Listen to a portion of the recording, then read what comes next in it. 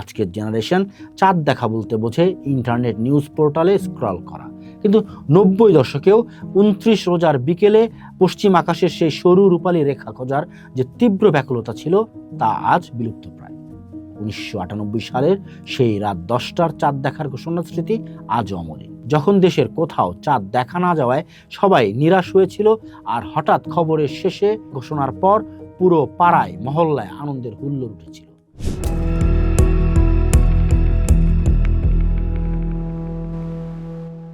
সময়ের চাকা ঘোরে, পাল্টে যায় দৃশ্যপট। আজ থেকে 50 বছর আগে যে দেশি গরুর জন্য হাহাকার ছিল, আজ সেই বাংলাদেশ গবাদি পশুতে স্বয়ংসম্পূর্ণ। 70 দশকের কর্দমাক্ত পশুর হাটে নগদ টাকার বান্ডিল নিয়ে যে অনিশ্চয়তা ছিল, আজ তা স্থান করে নিয়েছে শীতাতপ নিয়ন্ত্রিত ড্রয়িং রুমে, স্মার্টফোনের স্ক্রিনে। কিন্তু এই বৈপ্লবিক পরিবর্তনের ভিড়ে কোথাও যেন হারিয়ে গেছে 90 দশকের সেই মায়ায় ভরা আদ্যপান্ত আবেগপ্রবণিতগুলো। গত 5 দশকে বাংলাদেশে কোরবানির হাট এবং ঈদ উদযাপনের এই বিবর্তন যেন এক মহাকাব্যিক রূপান্তর।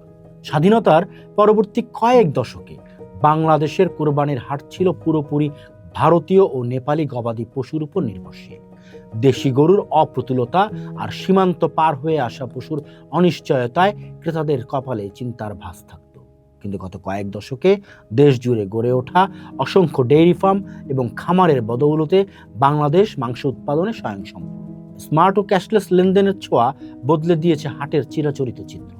একসময় হাটে চোর ছিনতাইকারীর ভয়ে মানুষ লঙ্গির কোচে টাকা গুজে অস্থির থাকত, আর আজ এটিএম বুথ বা মোবাইল ব্যাংকিং এর মাধ্যমে নিমিষেই সম্পন্ন হচ্ছে লক্ষ টাকার লেনদেন। ফেসবুক পেজ বা ডিজিটাল হাট এখন বাস্তব। লাইভ ওজন মেপে পশু কেনা কিংবা বেঙ্গল মিটসের মতো প্রতিষ্ঠানের মাধ্যমে কোরবানি দিয়ে ঘরে বসে প্রসেস করা মাংসগুলো পাওয়ার সুবিধা 50 বছর আগে যা ছিল কল্পনাতীত।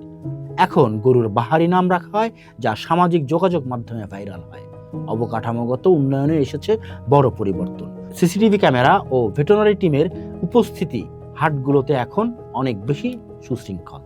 প্রযুক্তির এই জয় জয়কার যখন ছিল না, তখনই ছিল ঈদের আসল জাদু। বিশেষ করে 90 দশকের ঈদগুলো ছিল এক অনন্য অনুভূতির নাম। 1993 সালের 26শে মার্চ বা 96 সালের 21শে ফেব্রুয়ারির মতো বিশেষ দিনে যখন ঈদ হতো, তখন জাতীয় আবেগ ও ধর্মীয় আনন্দ একসাথে মিশে একাকার হয়ে যেত। আজকের জেনারেশন চাঁদ দেখা বলতে বোঝে ইন্টারনেট নিউজ পোর্টালে স্ক্রল করা। কিন্তু 90 দশকেও 29 রোজার বিকেলে পশ্চিম আকাশের সেই সরু রূপালী রেখা খোঁজার যে তীব্র ব্যাকুলতা ছিল, তা আজ বিলুপ্ত প্রায়।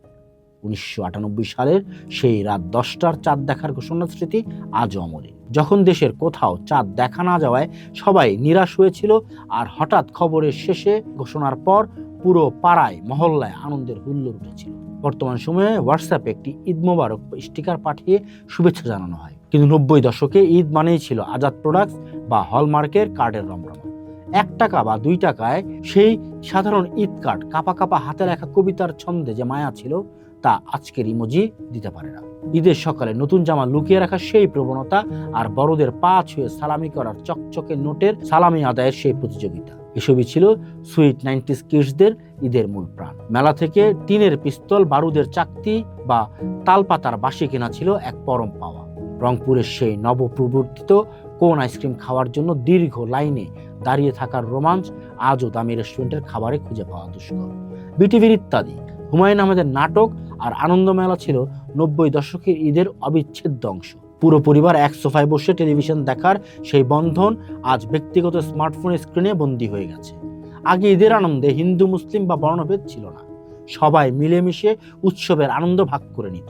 যদিও বর্তমান সমাজ কিছুটা কৃত্রিম বা বাইনারি চিন্তায় বিভক্ত হয়ে পড়েছে, তবু বাঙালি উৎসবের মূল সুর আজও মানুষের হৃদয়ে বহমান। গত 50 বছরে আমরা অবকাঠামো পেয়েছি, প্রযুক্তি পেয়েছি, অর্থনীতিতে স্বয়ংসম্পূর্ণতা অর্জন করেছি, গরু কেনার ঝামেলা কমেছে, ডিজিটাল লেনদেন বেড়েছে, কিন্তু সেই সঙ্গে কোথাও যেন সেই নিখাদ আনন্দ আর মায়ার আকাল পড়েছে। প্রযুক্তির এই কৃত্রিম আলোয় বসে আমরা যখন পেছনের দিকে তাকাই, তখন মায়ামাখা সেই কাদামাটির সোদা গন্ধের ঈদ আমাদের বড্ড বেশি ভাবুক করে তোলে।